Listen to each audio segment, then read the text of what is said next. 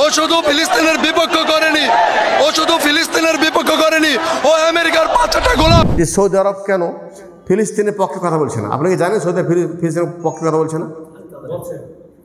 এই যে আবেগী কথা, তারা না জেনে শুধুমাত্র কিছু মিডিয়া অপপ্রচার, বা তারা শুধুমাত্র নিজের আকলি বা বিবেক দিয়ে যতটুকু বোঝে সেটার আলোকে তারা রাস্তায় বের হয়ে এই যে ব্যঙ্গ করলো, ও ইহুদিদের গডফাদার, ও মুসলিম নামধারী একজন মুনাফিক। সৌদি আরবের প্রিন্সকে নিয়ে যারা ব্যঙ্গ করলো, একদিকে ইসলামের পক্ষে তারা পতাকা নিয়ে আসছে, আর একদিকে সৌদি আরবে ব্যঙ্গ করছেন।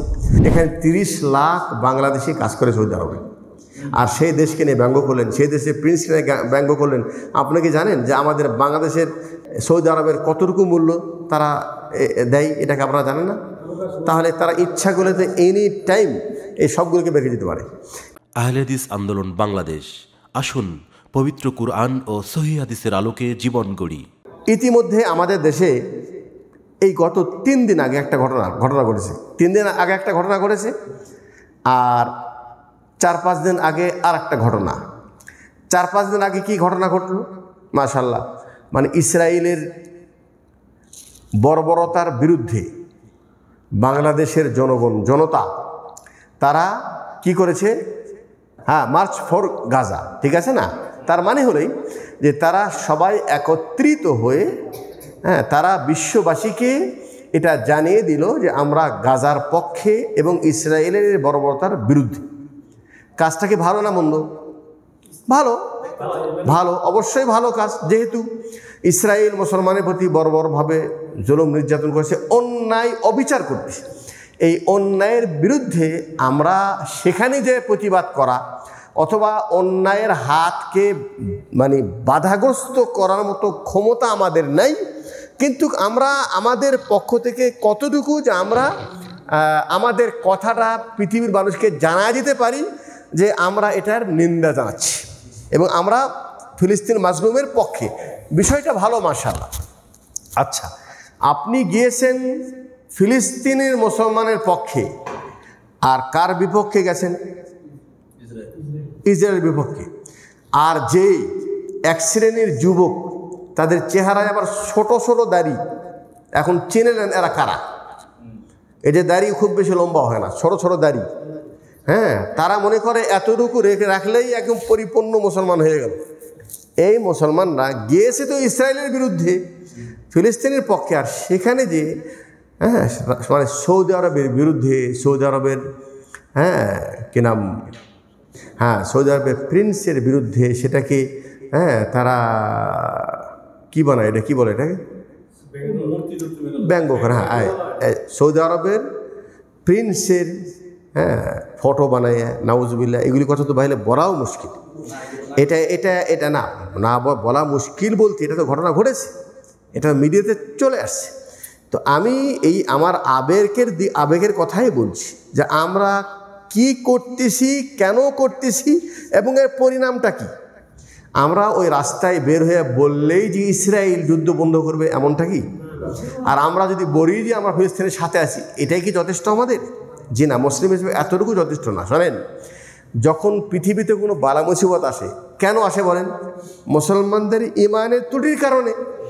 এটা তাদের মধ্যেও ত্রুটি, আমাদের মধ্যেও ত্রুটি, সব জায়গায় এখন মুসলমানরা মাজলুম, নির্যাতিত। এর কারণটা হলেই যে আমাদের সাহায্যকারী যে আল্লাহ যে বলছেন ওয়াকানা হাক্কান আলাইনা নাসরুল মুমিনিন, আল্লাহ বলছেন আমার উপর মুমিনদেরকে সাহায্য করা হক, ফরজ। কে বলছেন এটা? আল্লাহ তাআলা। আল্লাহ তাআলা মুমিনদেরকে সাহায্য করবেনই। সেই সাহায্য আজ করতে পারে, কালও করতে পারে, পরশুদিনও করতে পারে। আল্লাহ পাক কখন করবেন, কিভাবে করবেন, এটা আল্লাহ জানে। তা আমাদের বিশ্বাস যে আমরা যদি প্রকৃত মুমিন হই, আল্লাহকে যদি আমরা ডাকার মতো ডাকি, তাহলে কি আল্লাহ আমাদের ডাক শুনবেন কি শুনবে না? আল্লাহ আমাদের ডাকও শুনবেন এবং আল্লাহ আমাদের সাহায্য করবেন। কিন্তু আমি গাজার পক্ষে রাস্তায় বের হলাম, ঠিক আছে, কিন্তু আমি 5 ওয়াক্ত সালাত নিজে আদায় করি না, ঠিক আছে না? আমি ইসলামের কোনো ধারি না। ইসলাম না আমার ব্যক্তির মধ্যে আছে, না পরিবারের মধ্যে আছে, না ইসলামী কোনো চেতনা আমার মধ্যে আছে, ঠিক আছে। কিন্তু নিজে সালাত পড়ি না, কিন্তু কিছু যুবকদেরকে বুঝাইছে মানুষেরা যে এই যে ব্রাহ্মণবাড়িয়ায় এখানে একটা মসজিদ তৈরি হয়েছে, এরা হলো ওয়াহাবি মসজিদ, লা মাযহাবি মসজিদ। ও কিন্তু লা মাযহাব কি, মাযহাব কি, ওয়াহাবি কি যতটুকু জানে হুজুররা অপব্যাখ্যা করে যতটুকু বুঝাইছে অতটুকু বোঝে, কিন্তু বাস্তবতায় কিন্তু ওই ব্যক্তির কাছে শরীয়তের কোনো জ্ঞান নেই। জ্ঞান আছে? জ্ঞান নেই। এই যে বললো চলো ওই মসজিদ ভাঙতে হবে, চলে গেল ভাঙতে। আচ্ছা, ভাঙতে যাচ্ছে কি? মসজিদ। ভাঙতে গেল কি ভাই? মসজিদ। আচ্ছা, মসজিদ এটা কি কোনো ব্যক্তির ঘর হয়? আল্লাহু আকবার। মসজিদ, মসজিদ, মসজিদ মানে কি? মাকানুস সুজুদ, সেজদার জায়গা। মসজিদের অর্থ কি? সেজদার জায়গা। আর সেজদা শুধুমাত্র কার জন্য হবে? আচ্ছা, আহলে হাদিসরা ওরা কি আল্লাহুল মুস্তান ওই মসজিদে গায়রুল্লাহর জন্য সেজদা করে? আর আমি যদি বলি যে একমাত্র সঠিক সেজদা মানে শিরিক মিশ্রিত না, নাকি শিরিক থেকে পরিপূর্ণ মুক্ত সেজদা একমাত্র আহলে হাদিস মসজিদেই হয়, নাকি? আমরা তো অন্য ভাইদেরকে আমরা বলেছি তো যে তোমরা মুসলিম বলে দাবি করো, মসজিদ ভাঙতে যাও, কিন্তু অথচ ইসলাম যে শিরিককে মেটানোর জন্য পৃথিবীতে এসেছিল ওই শিরিক তো তোমরা কোরআনের মধ্যেও ঢুকে দিয়েছো, মসজিদের মধ্যেও ঢুকে দিয়েছো, কিন্তু মুসলমান সেটা মানতে রাজি না। কোরআনের মধ্যে কীভাবে ঢুকাইছে? তাবিজে নকশা ঢুকাই দিয়েছে মুসলমান, কোরআনের মধ্যে ঢুকাইছে কি ঢুকায় নাই? মসজিদের মধ্যে শিরিক ঢুকাইছে, উদাহরণ দিতে পারবেন?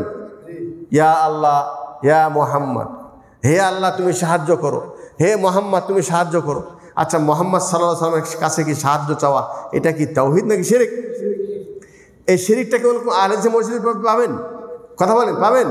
পৃথিবীর কোনো আহলে হাদিস মসজিদে শিরিকের কোনো গন্ধ নেই, বেদাতের কোনো গন্ধ নেই।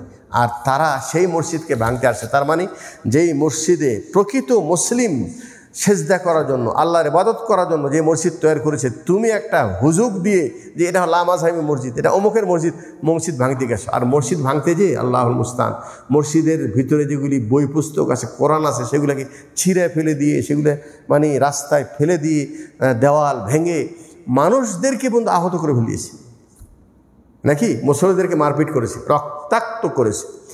এই যারা এই কর্মকাণ্ডটি করলো তারা কি বিবেকমান?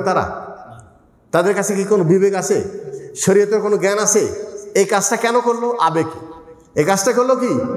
ওই আগের ব্যক্তিকে যেরকম একজন ব্যক্তি স্বপ্ন দেখেছে অমুক বিলে গোসল করলেই তার রোগ সব মুক্ত হয়ে যাবে, আর হাজার হাজার মানুষ ওই হুজুকে ওই বিলের মধ্যে গোসল করতে যাচ্ছে।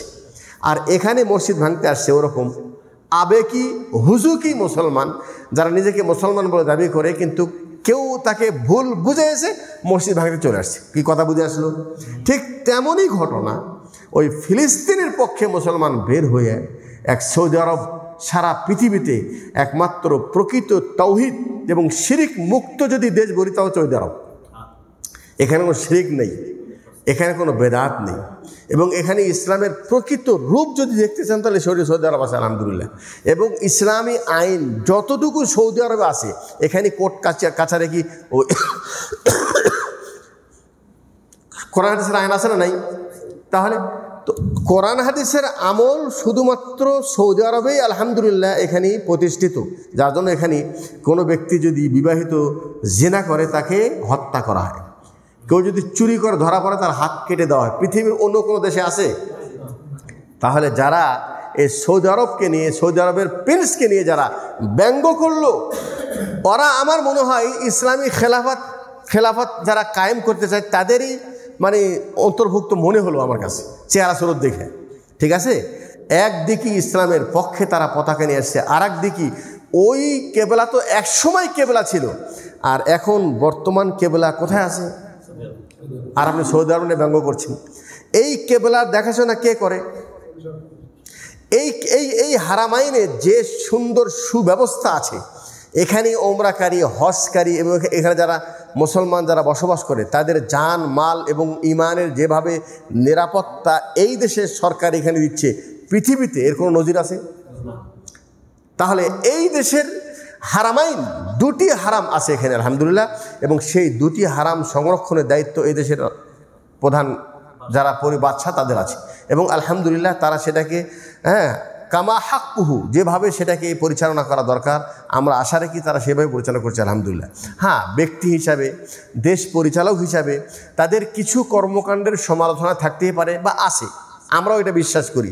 তাদের কিছু কর্ম, তাদের কিছু নীতি, এটা কোন দেশের বিপক্ষে এই দেশে চালু হয়েছে। এটা তো একটা দেশ, এই দেশে তো ভালো মানুষও আছে, মন্দ মানুষও আছে, তাই নাকি? সবাই কি ভালো?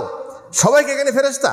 তো সেই বলে আপনি অন্য একটা অপরাধকে দমনের জন্য, ঠিক আছে, আর একটা কি যে সৌদি আরব কেন ফিলিস্তিনের পক্ষে কথা বলছে না? আপনি কি জানেন সৌদি আরব ফিলিস্তিনের পক্ষে কথা বলছে না? এই যে আবেগী কথা, তারা না জেনে শুধুমাত্র কিছু মিডিয়ায় অপপ্রচার বা তারা শুধুমাত্র নিজের আকলি বা বিবেক দিয়ে যতটুকু বোঝে সেটার আলোকে তারা রাস্তায় বের হয়ে এই যে ব্যঙ্গ করলো, ঠিক আছে না, এর সত্যতা কতটুকু আছে বলেন? আর এর প্রভাবটা কতটুকু? ইসরায়েল কি বুঝবে?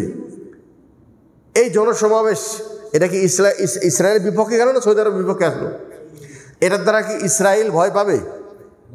ইসরায়েল তো দেখবে আরে এরা তো মুসলমানের মধ্যে, এদের মধ্যে ঐক্য নেই, এরা তো একে অপরের বিরুদ্ধে।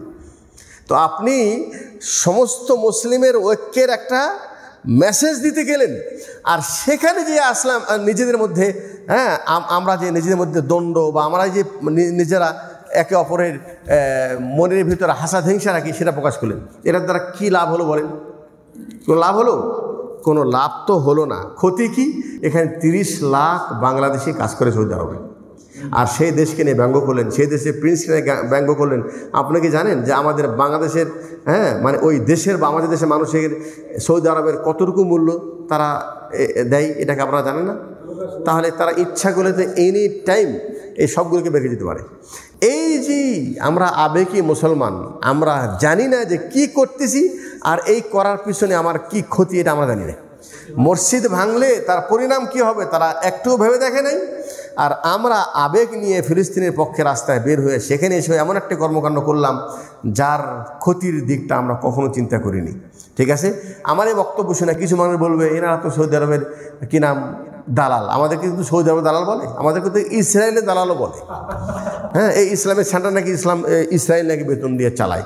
আমরা তাদের এই কথার আমরা প্রতিবাদ ওইভাবে করব না। আমরা শুধু এতটুকু বলবো, তোমরা যে অপবাদটা আমাদের উপর দিচ্ছ এটা যদি সত্যি হয় তাহলে তুমি পার পেয়ে যাবা, আর যদি সত্যি না হয় তাহলে এর হিসাব আল্লাহর সামনে না দিয়ে তোমার এক পা আগে বাড়বে না। আমরা আল্লাহকে বলছি, আয় আল্লাহ, যারা এই মানে তথ্য ছাড়া শুধুমাত্র হাসাদ এবং হিংসা করে আমাদের উপর যারা মিথ্যা অপবাদ দিচ্ছে, আয় আল্লাহ তুমি তাদের জন্য যথেষ্ট, তুমি তাদেরকে দেখে নিও আল্লাহ। ঠিক আছে ভাই?